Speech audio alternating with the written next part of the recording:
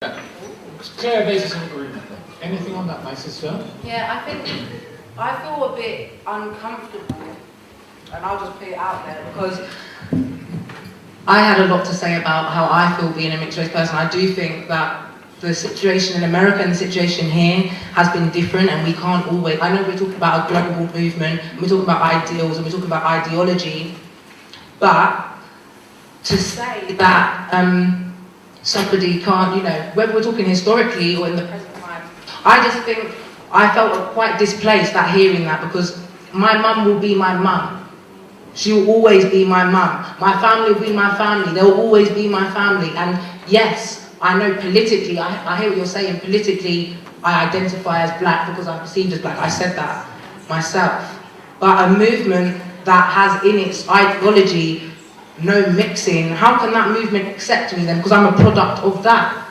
You know? Let me answer that as Marcus Garvey answered it in his words. You are not responsible for how you got here. And your genetic makeup makes you an African. You understand? So you are accepted as a member of the family. Why? Because when that black man laid down with that white woman, or that white man laid down with that black woman, when those 23 chromosomes from each of them mixed, that was not a 50-50 split, because a recessive gene cannot hold its weight against a dominant gene. So when an African child is created, they are 99.999% African. And that means if I see your mother who's not African, I'm going to respect her because she's your mother. And she's entitled to that respect. And you're going to respect her because that's the womb that bore you. But when it comes to the political work that's done for Africans, your mom has to respectfully understand you cannot be present in this meeting.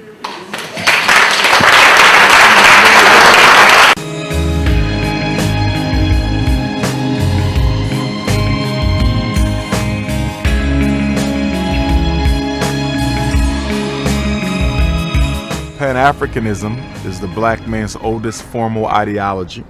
It is an ideology that posits that all people of African descent are members of one human family, and that we should identify principally as members of that human family. So that means that being African is more important and should be more primary than being Muslim or Christian, than being a Mason or an Elk, than being a member of any fraternity, than identifying with any particular language, any particular culture. Being African is our primary identity. And what is also fundamental to Pan-African thought, and Garveyism as the highest expression of Pan-Africanism, if you will, is that as Africa goes, so goes all of Africa's children. So there is no elevation of the African in Britain without an elevation of the African in Africa. There is no elevation of the black man and woman in America without an elevation of Africa. And the reason that is when you look at nations and the respect that are given to their citizens globally, the respect that you get is a reflection of the respect that your mother country gets. So when we look around the world, we see Chinese people are generally respected no matter where they go. They might be despised in secret, but in public they are respected. Why? Because China is respected. And so the energy and power of China, okay, is carried by every citizen of that country. And I agree with the queen who spoke just before me. She's right. We have to be more inviting of so-called mixed race Africans into revolutionary circle. Because if we don't bring them into us, the enemy will recruit them into his army. And we have President Obama to be shown as the best example of what can be done with a mixed race African. Do you think we've got a black president, or do you think we've got a half-white president? How do you see it? How does your organisation see somebody like that? Okay. First off, we have to recognize something. The mixed race phenomenon, the describing of Africans with a white mother or father as biracial or multiracial or mixed race, is a rather new phenomenon.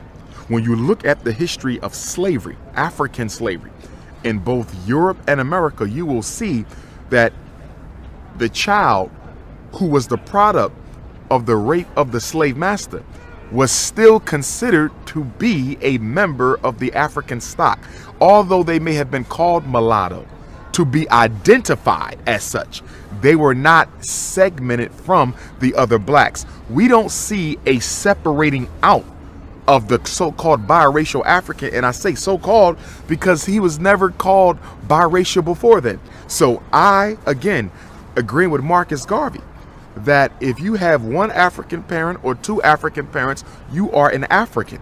So we don't get into biracial. You're black. White supremacy is about white control, power, and authority. And if it is in the best interest of white supremacy to put a black face in place to protect white power, that's what it will do. And many of you fell for that strategy. One quick thing I wanted to go back to Obama. Yeah. The reason I'm disappointed in President Obama has nothing to do with his mother being a white woman, because as I said, a so-called biracial African is an African to me. You see, you mentioned you were biracial. Yeah. You're just as much my sister as a sister from the middle of the Congo, blue, black, purple. African is African. Oh, thank you. I'm disappointed in President Obama because he has done absolutely nothing to not only assist black folk, but he's done nothing to stop the abuse against black folk. Look at all the young black defenseless males that have been murdered in America, and the president hasn't put forth one piece of legislation about police brutality. Not one thing. The Michael Brown, the Trayvon Martins, the Eric Garners, the young brother in Charlotte. That situation just happened in Charlotte, North Carolina. Sandra Bland in Texas, okay, who was a follower of my work. Rest in peace to her. All these black men and women, boys and girls being murdered, and the president of the United States doesn't do anything, while at the same time he aggressively champions the causes of lesbians, white women, homosexuals, illegal immigrants, and does nothing for the people who built the country. That's why I'm disappointed in him, not because he's biologically quote unquote half white. I'm disappointed in him because he's psychologically all white. In the Garvey movement, we don't believe in mixed race. We don't believe that black men should be with anything other than a black woman. In Garvey's life, you cannot join the UNIA if your wife didn't look like your mother. Why are we changing up now? Yesterday, Dr. UMAR Johnson made some, I wouldn't say controversial because it's his opinion, but he went along the lines of separatism in some ways. And how do you feel about that kind of, for what Dr. Johnson, do you agree with what he said, or do you have issues with what he said? Well, I don't believe in a separatist movement. I believe in a holistic movement. And we've got issues that we need to deal with as melanated people. And those issues we have to find solutions to. And we need to move forward in providing those solutions and delivering them to people that are melanated. And with that in point, we live on a planet not separated from anything. This is just one living organism out of all the solar system. So for us to live peacefully together, everybody on the planet needs to live peacefully. So that means everybody needs to be integrated into that process, because I don't believe you can have one people living peacefully on a planet and another people living unpeacefully on a planet and feel that there's a peaceful settlement to be resolved. I truly believe that for all of us to live peacefully, the Pan-African to live peacefully on this planet, everybody needs to live peacefully on this planet so that we can experience that peace together.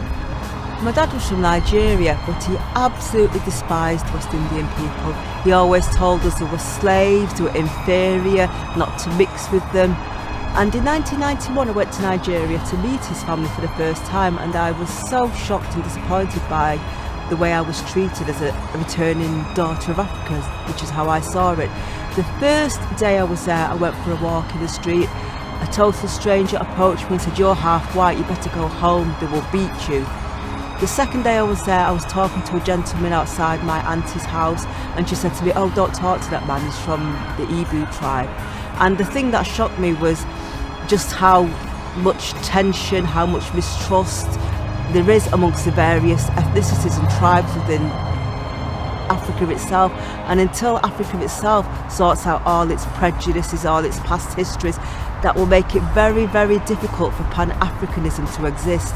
It's fine in Europe and America where there's far more cohesion between the various black Pan-African movement, but Africa itself has so many problems accepting each other as fellow Africans that until that is resolved, it will always be a problem.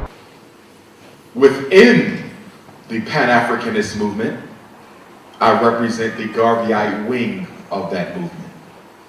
And I will speak to you as a revolutionary Pan-African nationalist, because that's what Garveyites are. We are not integrationists, we are not multiculturalists, and we are not accommodationists. This is important and it must be stated. When you deal with Garveyism, to be clear, you're dealing with a movement that puts the needs of African people first. We are our #1 priority. We do not, and this is the protocol of the Garvey movement yesterday. It was the protocol of the Garvey movement when I was its Minister of Education. We do not form permanent alliances with any organization, and definitely not any other race or culture. And the reason it is in the policy of the Garvey movement not to establish permanent alliances is no other race of people has ever proven to be as interested in the African as the African is interested in herself.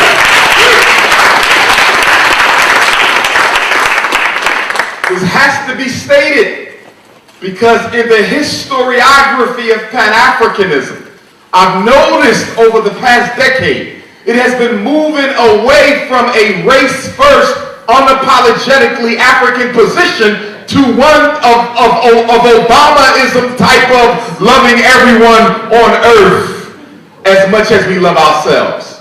That's not Garvey. We respect every race. We hate no one, but we are our own priority. And we are unapologetic in saying that we are for the African thing only. Wishing other groups and movements goodwill does not take away from us being for the African thing. It's okay to wish goodwill to other people, but we must not be confused that when white folk or non-Africans attended the Marcus Garvey conventions, they attended them as guests, not members. There is no non-African membership in a Pan-African organization. If there's non-Africans in it, then it's not a Pan-African organization.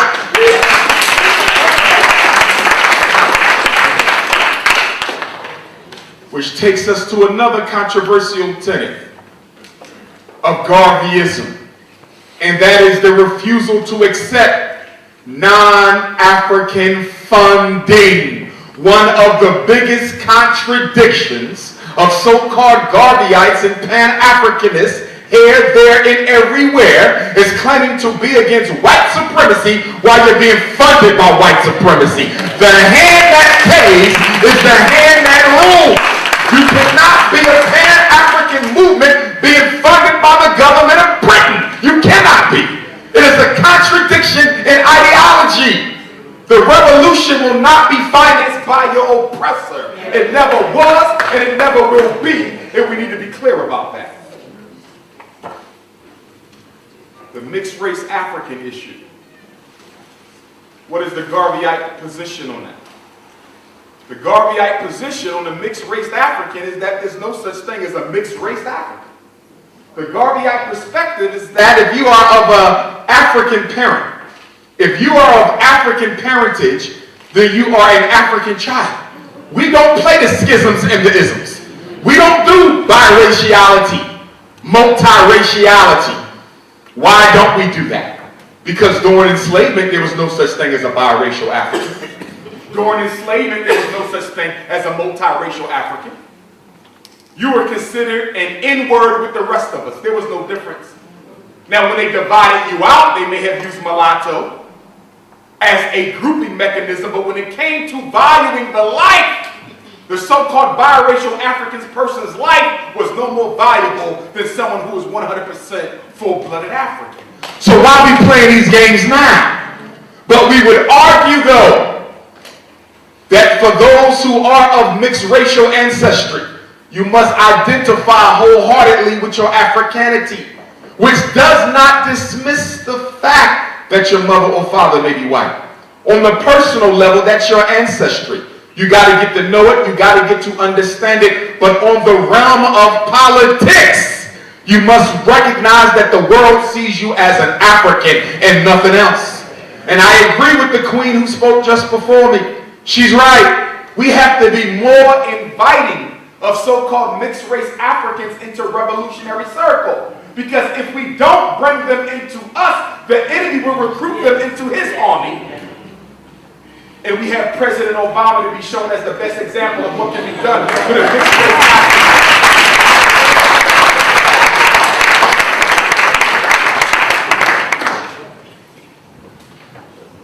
We believe in independence. Pan-Africanists in general, Garveyites in particular, independence of government. We may run people for office, but we don't endorse parties. That's not Pan-Africanism. Because that party structure is a Eurocentric reality created to protect European imperialism. So why would you endorse it? It's okay to run somebody for office as a strategy. But don't let mainstream European electoral politics become your way of life. Remember, our goal as Pan-Africanists is not to get a black president. It's not to get a black governor. It's not for a black parliamentarian in a white system. It's to build our own governmental system for our people. We see our own participation in someone else's. But I saw a lot of backsliding these past 7 years. I saw a lot of Pan-Africanists get fooled by the President Obama illusion. Oh yes. Die-hard Pan-Africanists, people who never red, black, and green. I saw them taking a second look at the red, black, and green and saying, well, maybe Obama is symbolizing a transformation away from totalitarian Europeanism to multiculturalism. How wrong they were. And their ignorance stemmed from the fact that they did not understand white supremacy. Because when you understand white supremacy, you recognize that the tactics may change. The strategies may be replaced. The particular behaviors may undergo some modification. But the purpose and principle of white supremacy is consistent. And for those of you who fell for the Obama shenanigan, it was because you didn't understand white supremacy. White supremacy is about white control, power, and authority. And if it is in the best interest of white supremacy to put a black face in place to protect white power, that's what it will do. And many of you fell for that strategy. 7 years before he was elected, I called it. I said, by the time this man leaves office, I said it at the African American Museum in Philadelphia, by the time this man leaves office, black folk, not just in America, but around the world, will be in a situation that is almost as worse as slavery. The anointing of Obama was not the signaling of a transformation. It was a time out for racism to regather itself, refuel itself, and in 2016, they're going to come out the gates wrong. And we got to be prepared for it. Well, why are we not multiculturalists? We're not multiculturalists because we don't recognize any other culture to be equal to ours because we are the creator of every other culture.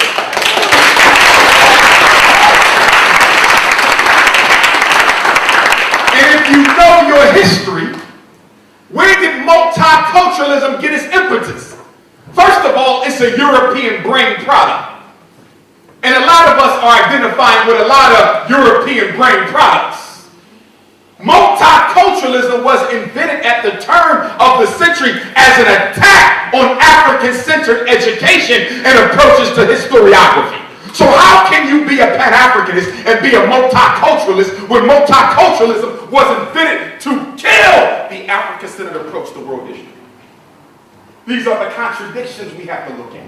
This is why you have to study any ideological position you think you belong to, know the history before you claim to be an adherent. Know the history before you claim to be an adherent. In the Garvey movement, we don't believe in mixed race. We don't believe that black men should be with anything other than a black woman.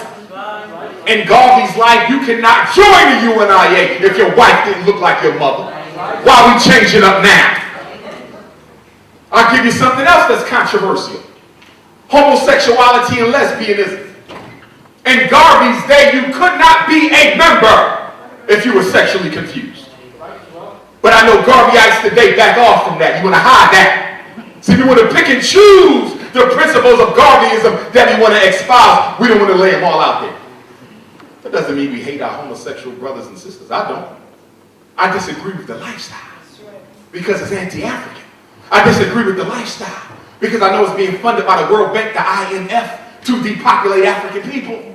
I know our homosexual and lesbian brothers and sisters don't know how they're being used for something larger. They was never at no World Bank meeting. They don't belong to the Bilderbergs. But just because you was not at the meeting don't mean you're not a pawn in the game. And we got to recognize that.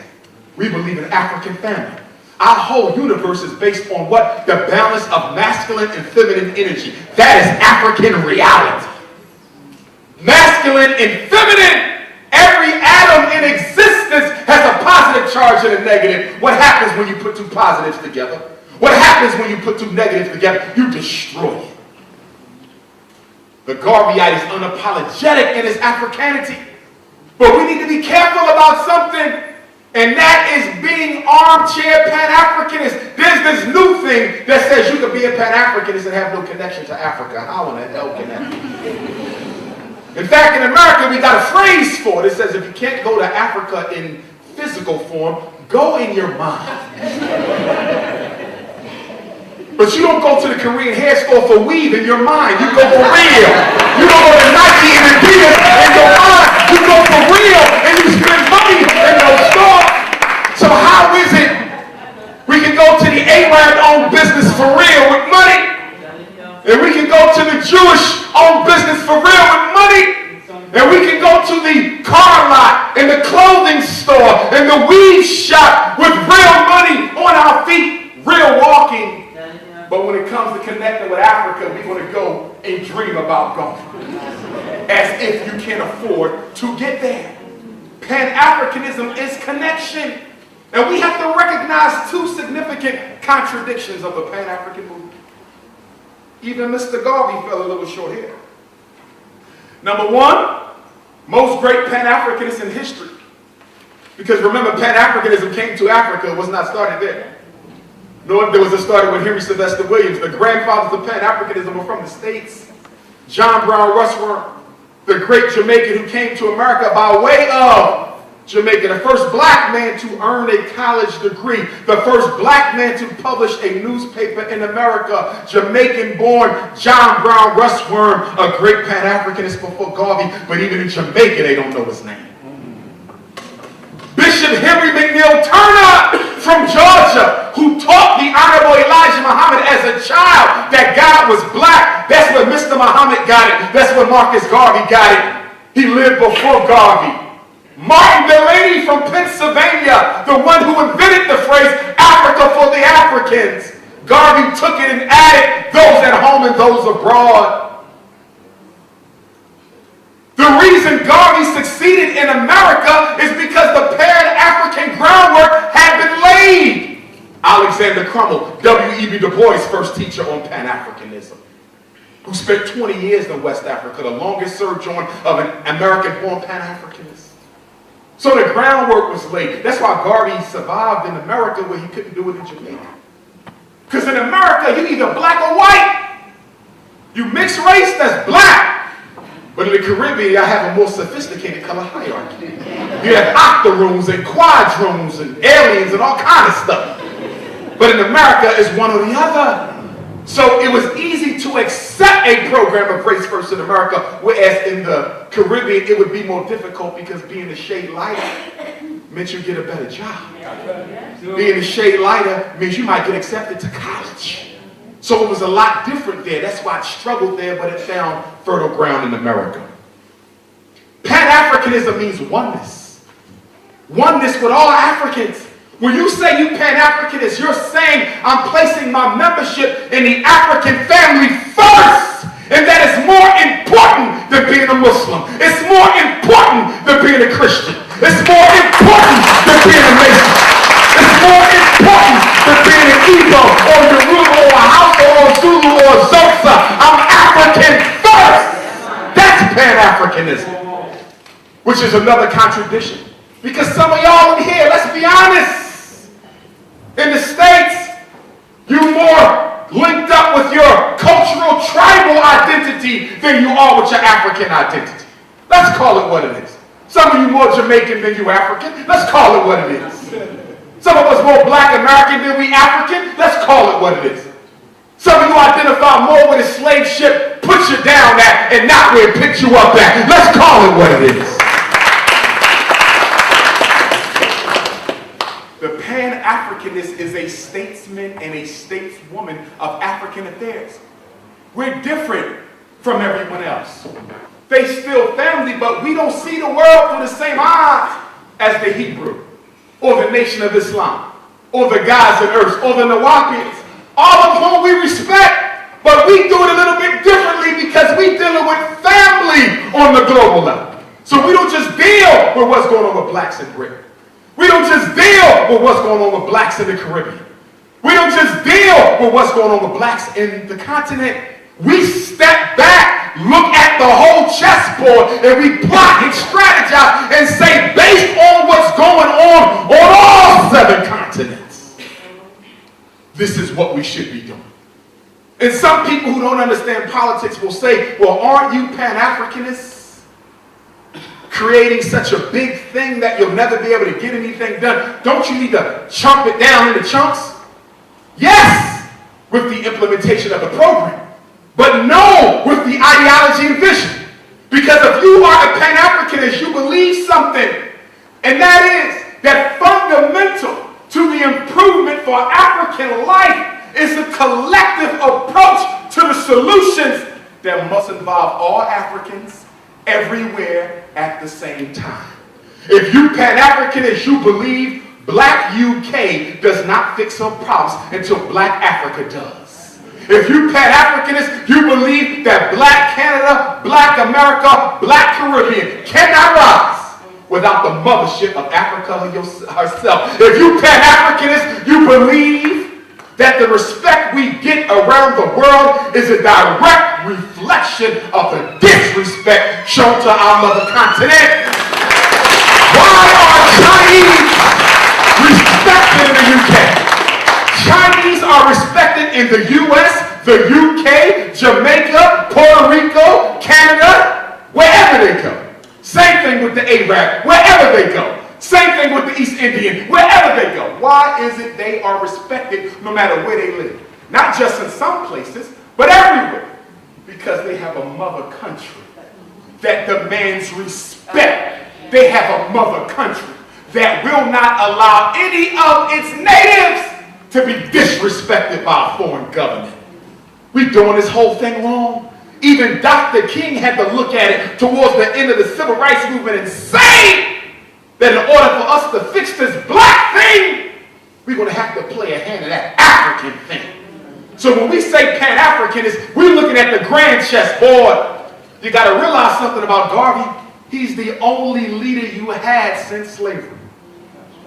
The only one who led globally. Everyone else was regional. They were great men, but they might have led something in the UK. They might have led something in the US. They might have led something in Africa. They might have led something in the Caribbean. But His Excellency Marcus Messiah Garvey, the elected provisional president of Africa, was leader of black people all over the world.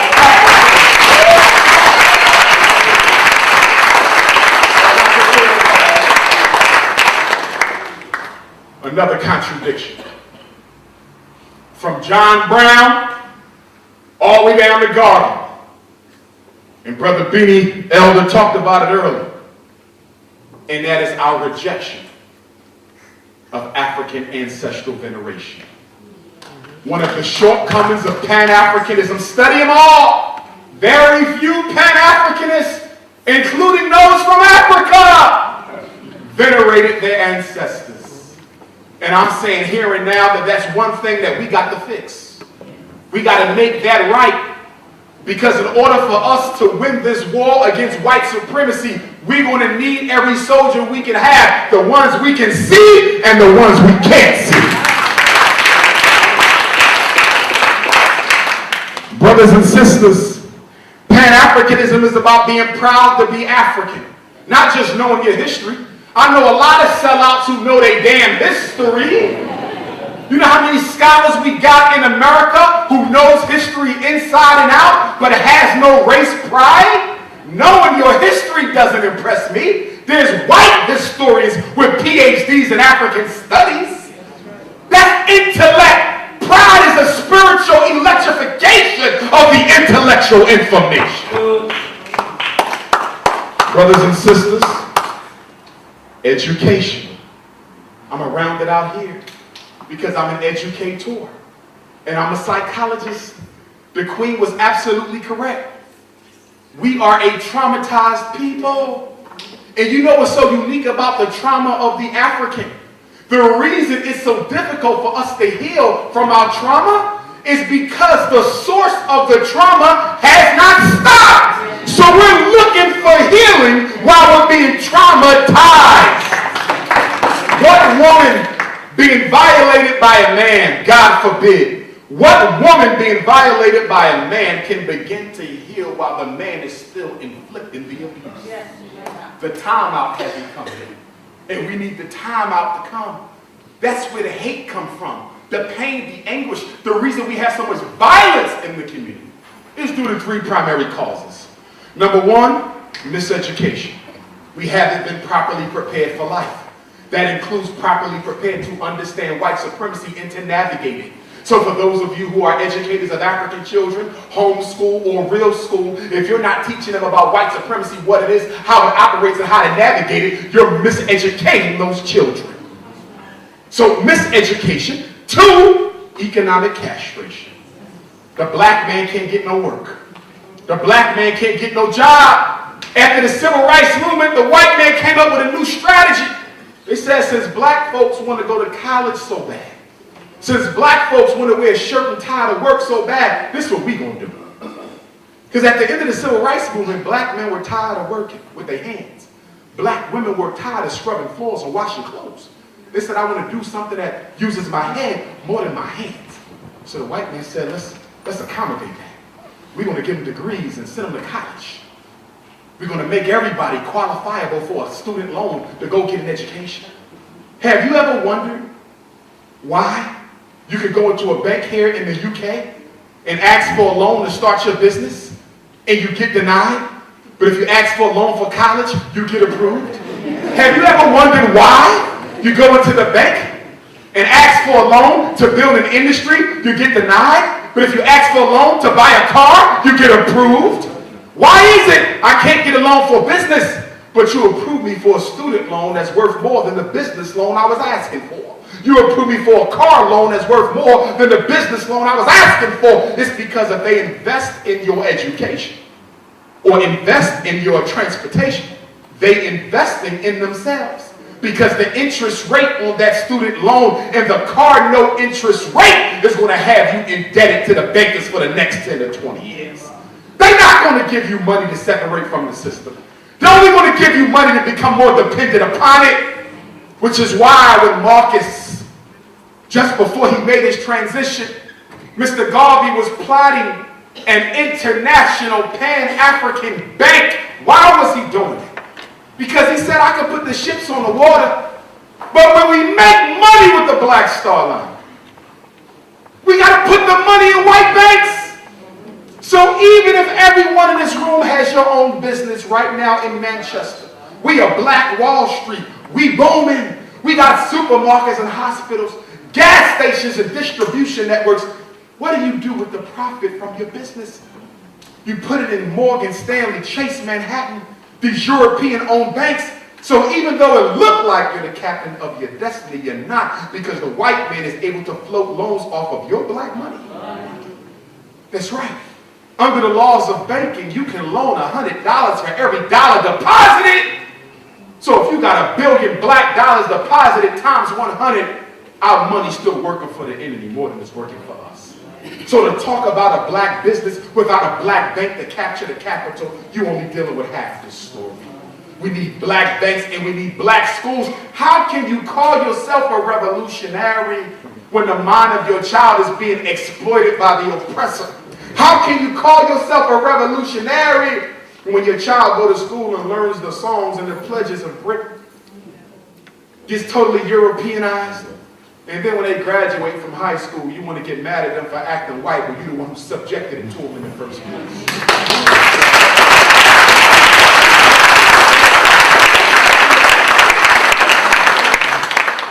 No white money, no white participation, no white romance. That's Garveyism. I'm giving it to you. That's Garveyism. I know some of y'all that fell for the multicultural movement. Loving other people as much as you love your own. That's crazy. Find me a European Jew who loves a German as much as himself. Find me one. Nobody does. I didn't say hate nobody. No, that's not African. We don't hate, but we do understand. Don't hate them. Respect them. They just need to understand why we got to do this ourselves. You know why? Because when a white person comes into a solution meeting for black folk, even if they well-meaning, black people, because of the white Jesus complex, we will automatically start looking to the white person without even recognizing it to deliver us from evil, because we've been taught that they are the greatest. So when they come amongst you, your Willie Lynch chip is automatically activated the minute they walk in the room.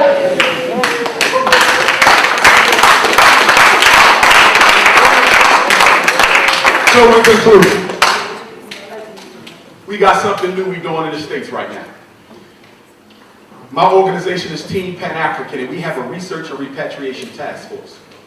We'll be looking for brothers and sisters around the world who are interested in investigating a particular African nation for repatriation feasibility. We have folks on Team Somalia, Team Ghana, Team Nigeria, Team Ethiopia, Team Kenya, Team Malawi, Team Congo, Team Zambia. What is the job of each team? Investigate the economics, investigate the stability of government, because we don't want to send Africans back home to a government that is in turmoil, where they can get caught up in somebody else's civil war. We got to investigate the structure, the minerals, the resources. What businesses will be most likely to thrive in Nigeria? Because the ones that may work in Nigeria may not work in Ethiopia. Africa is a very diverse continent. Not every country is ready to receive you. And so if you're interested in being a part of that, please get in contact with me. The other thing I want to say is this. Repatriation has been something pushed to the side by Pan-Africans. We love Africa, but we don't like going. We love Africa, but we don't like moving over there. We hate white supremacy, but we would rather fight the white man in the UK than help build our brothers and sisters back home. It is a contradiction. I'll be in South Africa next week for a 3-week tour. Cape Town, Pretoria, Zululand, Durban. Can't wait to go. Haven't been since '09. They invited me there. And every time I go to Africa, I don't care what country it is, the question is the same. If y'all love Africa so much, why don't y'all ever come to invest here? Let me explain something to y'all. African countries are well within their right not to trust us, because we have not proven that we can be consistent with any damn thing we do. They should be skeptical of you, because you have been under the white man so long. They have to make sure that they form an alliance with an authentic African and not a falsified European.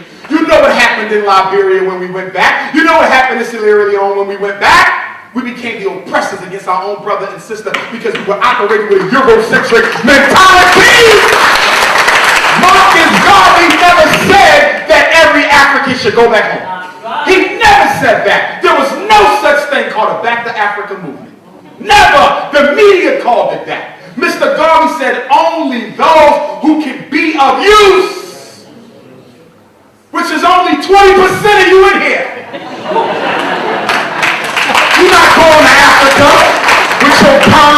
LVs, you a man with a boyfriend, girl with a girlfriend. Africa don't need that. You go with basketballs and video games and tweeting. Africa don't need that. You cause more problems than you solve over there. As far as I'm concerned, anybody want to get repatriated, they got to go through an interview and a training process.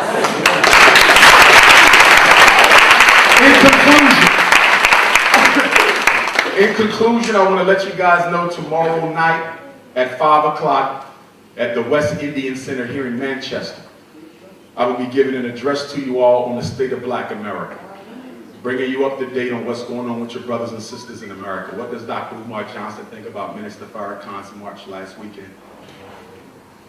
Bring you up to date on what happened in Charleston, the Charleston massacre that took place the day after I left Charleston. Baltimore, Ferguson, I was just in St. Louis. I was on the phone with Michael Brown's dad for a few minutes. I'm going to bring you up to stuff, because just like y'all got to let me know what's going on here when I come, I got to let you know what's going on there when you come. So that's tomorrow, 5 o'clock. Which West Indian Center? Camera Road, 5 o'clock. Let me leave you with a quote from my ancestor, Frederick Douglass. And I'll be coming back to the UK in March because I want to do my Frederick Douglass play. With me as Frederick Douglass. I got the wig and the clothes.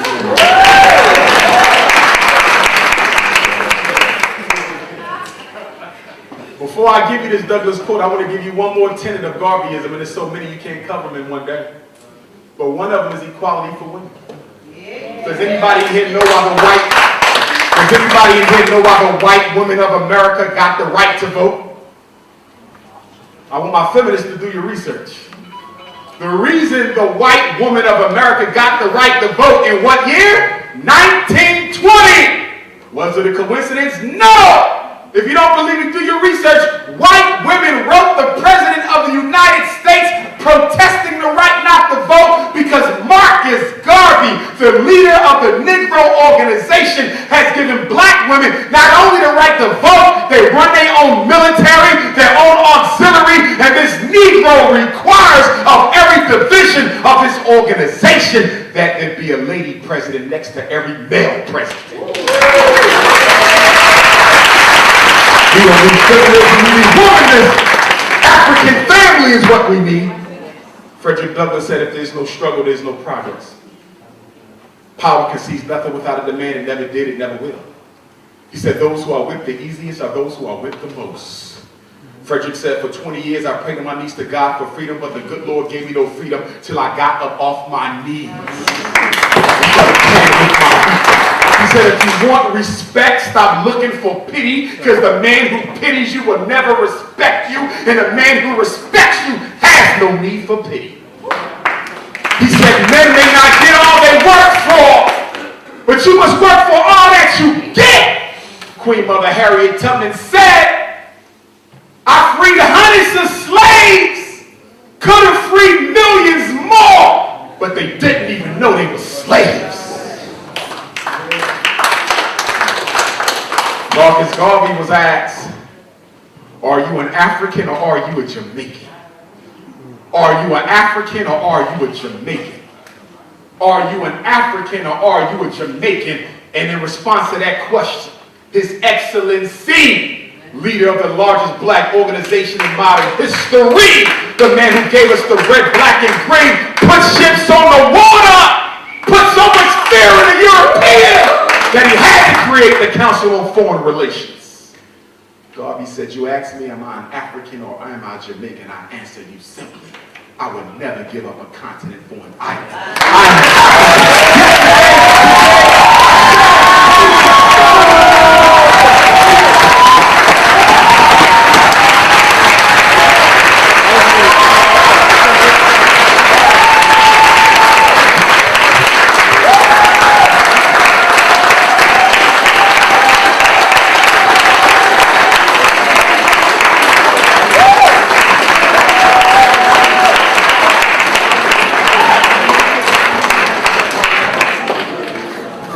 So-called because he was never called biracial before then.